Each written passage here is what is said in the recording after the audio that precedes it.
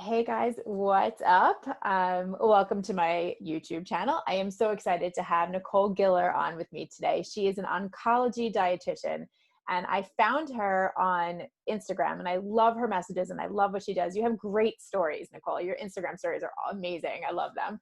So I invited her to be on today. YouTube channel, this way we can shed some light on what's going on with nutrition after cancer. And the reason why I really wanted to have you on was because one of my biggest pet peeves is when you have cancer and then everybody says, well, you shouldn't be eating that. You shouldn't be eating this. You should be a vegan. You shouldn't eat red meat. You should suck on lemons. You should, whatever it is, somebody has a piece of advice about something. And I love that you dispel a lot of those misunderstandings and rumors. So can we talk about that a little bit? Yes, we can talk about all of that. And I'm so excited to talk about all of that because that is what I do. So tell us a little bit about what you do first before we get into that and how you got into this, just a little bit about you. Yes. Okay. So I'm in USA. I'm a registered dietitian. I specialize in oncology. So after my undergrad, I pretty much just stepped into oncology right away and have been there for 10 years. So for me, I really enjoyed oncology because nutrition makes such an obvious impact and I work so much with patients during cancer treatment. And, the proper nutrition really, it saves lives. Patients are able to get to their treatments. They're able to kill their cancer. It's really powerful. So I just, it's really important to me. And then also just the myths, it's just like this added element of confusion and stress for patients that they don't need to have there. It's not even their fault. It's just society. So I like to get in there, bust those myths so that they can have more food and stress less about the food, because it's almost like you come out of cancer or in the middle of cancer, like now you're worried about food. Now you're confused on what to eat. It's like this added weird side effect that people don't talk about. And I don't want that. It's not necessary. So I want to get in there and just shut it down. Yeah, I relate to that. I'm almost 3 years out of my diagnosis and I'm still like, what do I eat? Is that okay? Is that not okay? Everybody tells you something different. So I get that. Yes. Yeah. And so right now on Instagram, I have a virtual practice and I work with clients during and after cancer treatment. My Instagram is oncology.nutrition.rd. So come check me out and message me. I love chatting. So yeah, it's been going good. So so tell me your specific questions. How can I help you and your audience today? What do you think? So I think that I'm going to speak from my point of view since I've been through this. I think that I really want to focus on breast cancer. And I have like a list in my head of myths that I've heard. So let's start with the whole estrogen thing. Am I eating soy? Am I not eating soy? Is estrogen good for me, bad for me? And should I not be eating certain things because I had estrogen fed breast cancer? Okay, so it's very important to note that, human estrogen is not going to be the same as plant estrogen. So it's called phytoestrogen. If you break down that word, it's like a look-alike estrogen. And that's where like a lot of the scare comes from, because you see soy is phytoestrogen. That sounds like estrogen, but it's really not. So soy has plant antioxidants. They're called lignans, and they actually help to repair cells. And ultimately, in the end, they actually would help reduce risk for cancer. So soy is not only safe, it's a great source of protein. It actually has antioxidants to help rebuild and keep our cells healthy. So actually, there's no human estrogen in there. It's just not. Shocking. So you're good to go. Yeah, and it's such a huge myth. It comes up all the time, and I totally understand why it would come up. Absolutely. Yeah. But the good news is there's no link. And really with breast cancer, there are no foods you need to avoid. Even post-treatment, like if you're on a hormone therapy, there's been a lot of research and questions about that. And there's no link anywhere to, hinder outcomes if you're on tamoxifen or whatnot. If you've had a history of estrogen-related breast cancer, hormone-related cancers, there are no foods that you need to avoid.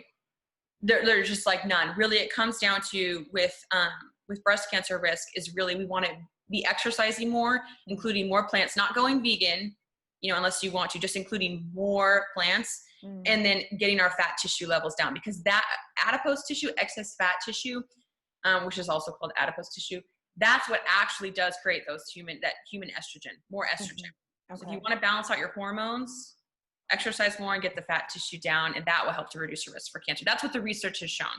Okay, so I have a question about that. Yeah. I personally am on tamoxifen. I'm also on Lupron because they're trying to suppress my ovaries. For anybody who doesn't know out there, that Lupron suppresses your ovaries. So essentially puts you into menopause, and then it allows the tamoxifen to not have to work as hard because you're not making as much estrogen.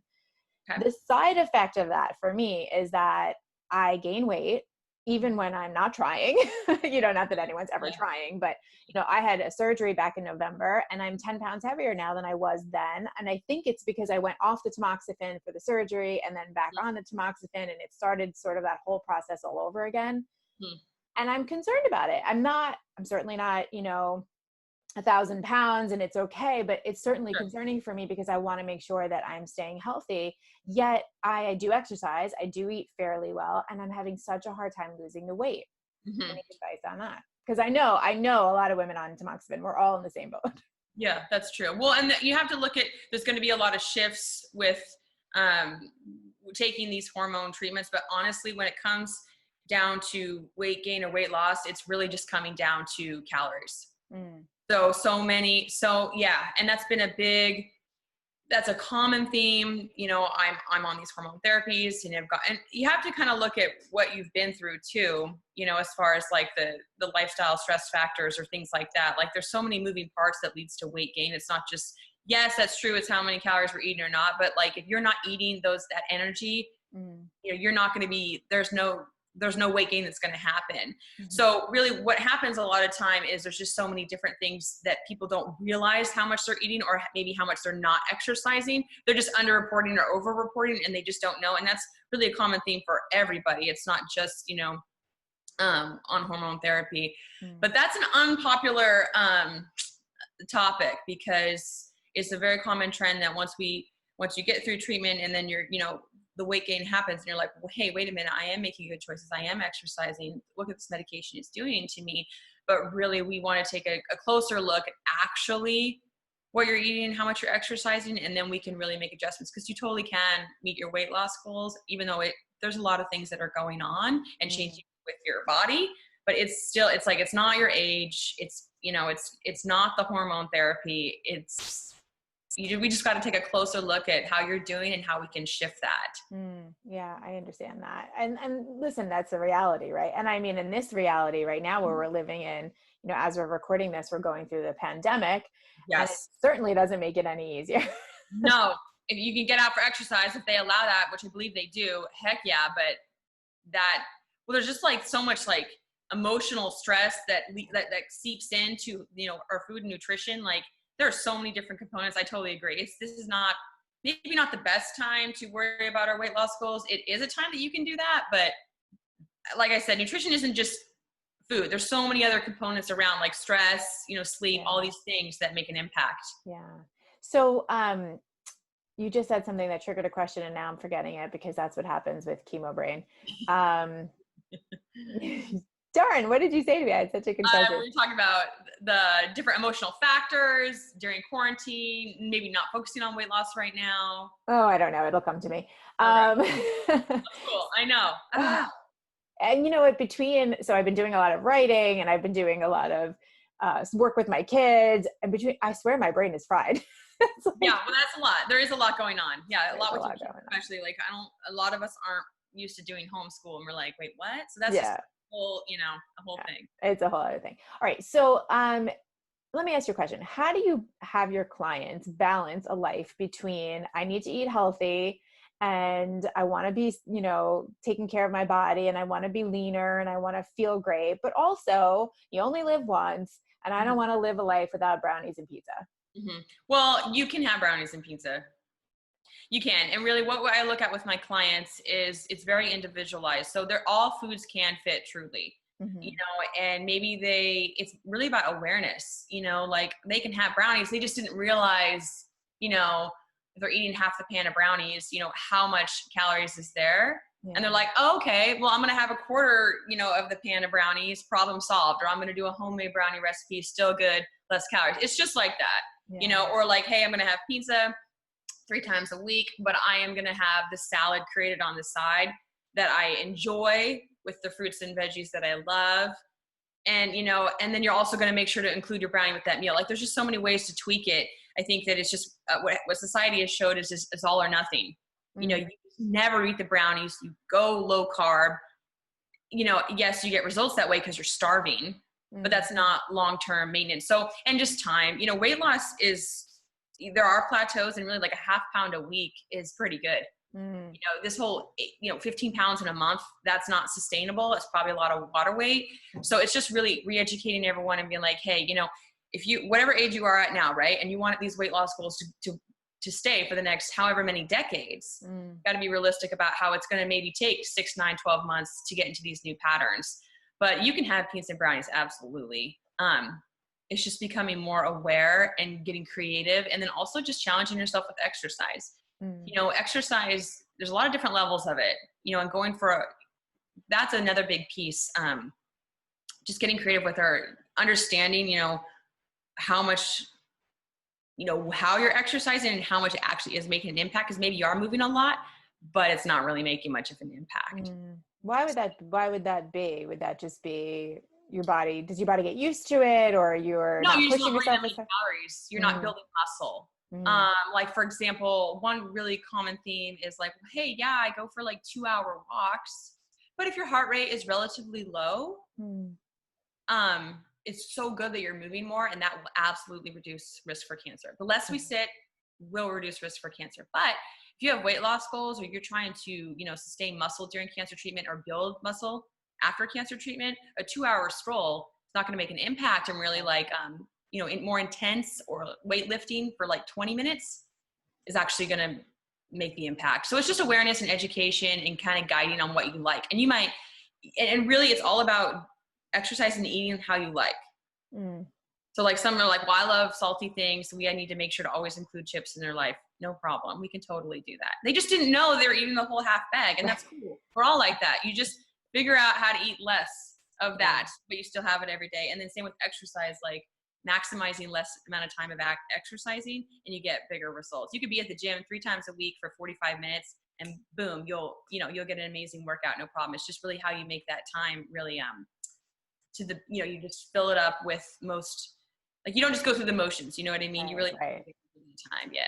So that was going to be my next question about diets, like keto and vegan and whatever it might be. And especially keto, because I think keto comes up an awful lot around cancer and starving, cancer cells and all of that. So, what do you think about those things?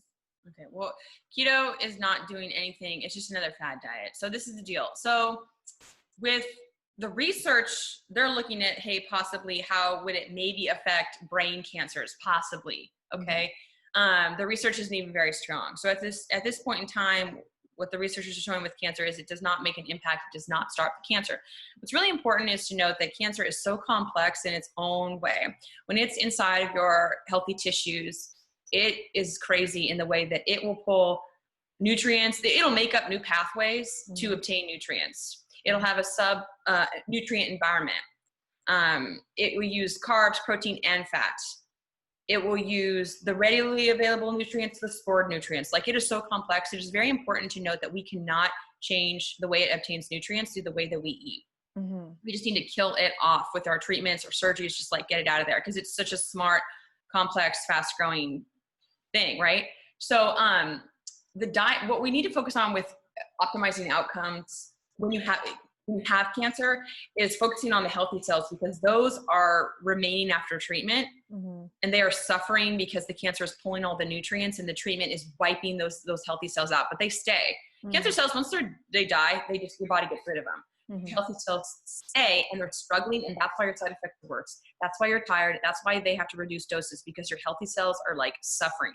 So we want to actually be eating more and all of the macronutrients, carbs, protein, and fat, to support the healthy cells so that it can withstand chemo, radiation, surgery, these treatments, immunotherapy, and then those will end up killing off the cancer treatment. So we really want to reshift the focus. There are no diets currently that will starve cancer because of like what I explained. Like, it's so, like, it literally will make these new pathways to obtain nutrients. It's nuts. So we just need to kill it and support our healthy cells by eating really well during cancer treatment. That's really it. Okay. So, give me some ideas of foods we should be eating and foods we shouldn't be eating. Sure. During cancer treatment or after? Let's say after for right now. Okay, so really I know we were talking about breast cancer. So really we want to be doing more plants. So let's say we're going to include all foods. Okay, let's say there's someone, they're not interested in vegan. They're not on any trendy diets.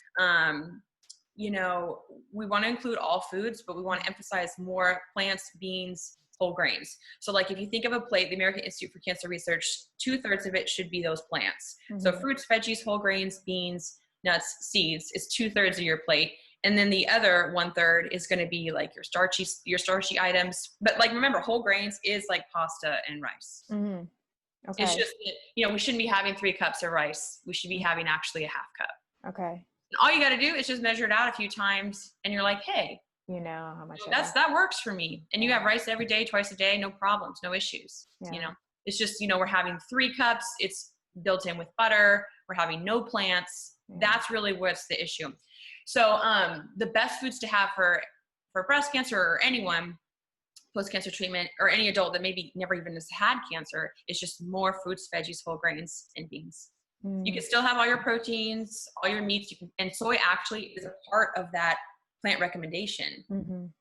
Okay, it has protein, it has fiber, it has lignans, it helps to reduce risk for cancer or breast cancer. But the thing is, though, is some people are like, you know, I've heard that myth too many times. I'm uncomfortable with even here. Let me plug in my computer. Sorry. And that's okay too. You could skip soy the rest of your life and that's fine too. There's so many options. I think that's the important thing is that you don't have to have any one vegetable or fruit if you don't like it. You don't have to have soy either.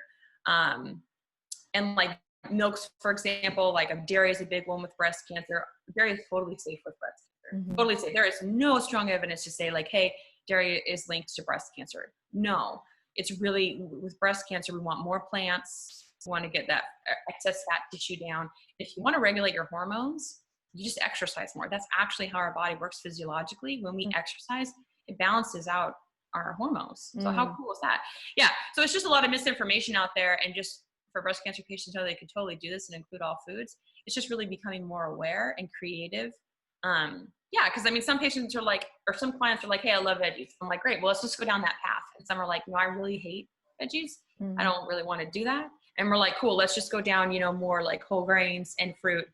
Same outcome. Yeah. What about fruit? Like I've heard mixed, you shouldn't eat that much fruit. It's sugar and cancer. Oh yeah, total myths. Fruit's amazing. Eat as much as you want. Okay. You could have like a tub of raspberries and it's like 100 calories. Like, give me a break. Yeah. Well, that's why I always laugh. Like, you know, nobody ever said, oh, I ate so many strawberries and I got cancer, or I ate so many grapes and I'm so fat because I ate so many grapes. Yeah, like, it's no not one ever said that. No, it's carbs. So that's energy for your body. You could have a bag of grapes. You would be fine. Maybe you'd be fine. Yeah. Fruit's not the issue. Absolutely. For sure. And the volume, you could eat a whole thing of strawberries. Gosh, it's going to be like, I don't even know, 100 calories. And if you have like a 2,000 calorie allotment, it's just going to, fruits, there's so much water in there. You got to keep that in mind. There's like, it's the sugar type of carbohydrate, but it's not, there's so much more nutrients. Like a donut compared to grape, the nutrient density is so much different. Yeah. So they're both carbs, they'll both provide energy, but they're not going to have the same amount of nutrients. Right. So fruit is so much more nutrient dense and has antioxidants and phytochemicals, which have been proven and shown to repair damaged cells. Mm-hmm.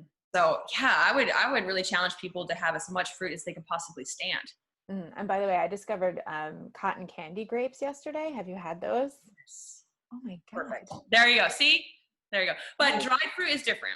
Yeah. So dried fruit, there's no water in there and they do add sugar. So yes, there's the fiber and antioxidants in there, but the nutrient content is going to be different. Mm-hmm. So, and like I said, just a lot of education to, you know, when I work one-on-one with my clients, there's just a lot of education there and they're like, oh, okay, you know, it's okay for me to have, you know, all these grapes, but raisins is a different thing. Right. You know, let's look at how we can, you know, incorporate both, or maybe I just going to skip the raisins now and just go full to regular grapes. And that works great for me. Yeah. I love it. I think it's great advice. And I'm curious, you know, everybody's body works a little bit differently, even though obviously we all have the same body. Some people react better to other things. How is somebody supposed to know what works for them as far as food and you know, what diet is best for them? Meat, no meat, dairy, no dairy, whatever it might be. How is somebody supposed to know what is the best for them? So typically when I begin with clients is, okay, so if you don't have a diagnosis, you know, there is, like, for example, like with gluten, you should have a legitimate celiac diagnosis from a doctor to say like, hey, I'm really do not tolerate gluten. Now there is there's a like non-diagnosed gluten sensitivity, which is very real. And that's really just based on, hey, these are, you know, sort of like irritable bowel syndrome. Right. It's kind of a collection of symptoms after you eat certain foods and you're like, you know what, I don't feel the best on that. But what I kind of look at is if someone's like, you know, I just cannot do grains or gluten. And I'm like, okay, well, let's look at your choices. So if you're hauling on like, you know, donuts and, you know, or like maybe you're doing toast, but you're, you know, the way you're dressing up the toast, it might not actually be the grains. It's just like, hey, let's change it up here. And then like, okay, yeah, I actually can tolerate whole grains and things like that. It was just the way I was eating them. So kind of just really figuring out actually how someone eats. And really it comes down to personal preference. If you want to be vegan, that would be a personal preference. If you don't want to have red meat or soy, these are personal preferences and you can still obtain all your nutrients. Vegan's a little tricky. You almost would miss out on some nutrients. So you want to be a little bit more closer, a little bit more exact, but all other patterns of eating, Mediterranean, different types of vegetarian, you can get all your nutrients in pretty easily. So it's really comes down to personal preference. So are there any foods that you're like, you have to have this in your diet? This, you know, like, this is one of my favorite things every time. Well, in the beginning, when I had posted about my cancer journey, I got a lot of like, you have to eat blueberries kill cancer. You have to eat this, you have to eat that. Is there anything that has actually been proven to really help? Like specifically, so fruits and veggies. Yeah. Just as a general. More fruits and veggies in general, different colors. That's it. Truly could be. Now they have actually the American Institute for Cancer Research and even the World Cancer Research Fund. They've looked at specific types of fruits and veggies more in labs. So like blueberries is an example, cherries, squash, dark leafy greens. They have actually said they've looked at that specific fruit and veggie. Lab studies have showed, you know, A, B, C, D. And really what they do is they've actually just broken them down more to be able to list off the antioxidants. Know that those antioxidants, there's going to be antioxidants in all fruits and veggies. So sure, maybe some have been studied more, but all fruits and veggies are key. You just have to find the ones you like and make sure you're eating them every day all day. Fast question as far as being in treatment is concerned. I know when I was in treatment, I had chemo and they were like, we really don't want you having anything with antioxidants. We don't want you having fresh fruits and veggies. It's dangerous. Things like that. No supplements. How do you? It's just the supplements. Regular foods, you're good. No. You have to. Okay, so what they're worried about during cancer treatment is anything coming in there and disrupting the chemotherapy drug. Okay, if you're hauling on these supplements, which are not regulated like food and drug, they have all these massive amounts, way over the daily limit of vitamin C. You know, that could agitate your cells. Like too much of a supplement is not good. Now, oranges, you could have like 6 oranges. You're not going to reach your upper daily limit. You're just not, like, you're not going to reach these scary levels that could create side effects with food. Have as much during cancer treatment. You can have as much of these foods. Okay. Unless you're like on a strict only orange diet, but that may not even interrupt your chemo. It just may cause malnutrition. You know what I mean? Right. So any foods on chemo, as long as you can maintain weight and tolerate it around your side effects, supplement form of any nutrient, definitely stay away. And I would stay away after treatment too, unless your doctor prescribes it and then monitors it. Because I'm telling you, like too much of vitamin C or these vitamin Bs, it will actually damage your cell because your cells are just so agitated from these blasts of these nutrients that can cause liver issues. Like, yeah, food first, during and after cancer treatment, and you're not going to reach those upper tolerable limits with however much food that you want. You just maybe will be a little bit malnourished and want to take a look at how to, you know, maybe less oranges and more variety of other fruits. I love it. Is there anything that I missed that you want to give advice on to anybody in cancer treatment or after cancer treatment? Okay, so for breast cancer specifically, the new research that came out is no alcohol. So that and it's not just for breast cancer. It's for, gosh, what were there's about 7 or 8 cancers.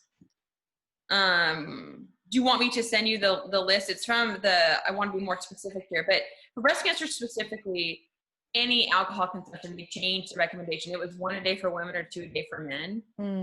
switch that to really no alcohol. And so that's a bummer because, you know, drinking alcohol can be social, it can be fun, it can taste good. And so really what I tell clients is, you know, don't focus so much on like, well, I'm having alcohol today, or I'm having my glass of wine, or having my margarita or whatever, you know, I'm blowing it today for my cancer prevention. That's not necessarily true. Yes, the research says no alcohol, but we want to maintain a quality of life. And if you're not having like 7 margaritas on a Saturday, you know, you're probably good to go. But really focusing back on, well, what else did you do today to help reduce your risk for cancer? Well, I exercise. Well, I'm really good with plants. Well, I'm sleeping really well. I've got the support I need to help reduce my stress levels. You're like, okay, yeah, you had a margarita today. Maybe that's, you know, may over time increase risk for cancer, but you have to remember you're doing so many other great things that are helping to reduce risk for all the time. So I don't want you to get down on yourself for having like a margarita or a glass of wine, because you're already killing it, you know, by, you know, really focusing on all these other areas that you've been working on. That's really what I work on with my clients is, I mean, we find a way to balance it all out so they feel confident in their choices. Because like you said, we got all these years to live and have a great life. We love food, you know, food tastes amazing. We have it every day. We need to find a balance, but then you can still, you know, you're still reducing risk for cancer. So we definitely, it's individualized, but we find a balance that makes it so you can hit both targets. Yeah, I love it. Thank you so much for sharing all this information. Yeah. I'm going to put all of your links and everything in the description down below. But again, you guys check her out on Instagram. And where else can people find you? On Facebook, it's Nichole Giller, RDN. You just research my name. And then we have a private Facebook group, which is really cool because people can share. There's a couple hundred members there, and it's the Oncology Nutrition Team. That's a fun place to go because you get more stuff there that you wouldn't get on the public spots. And you just got a request, and I will accept it, and you can be a part of that too. Awesome. I'm going to join that today. Good. Yeah, do it. Thank you so much for taking time out. I appreciate you and everything that you're doing for everybody in the cancer world and helping us make, you know, feel better and make good decisions. You're awesome. Yeah, you're awesome. Thank you. Yeah. Yeah. See ya.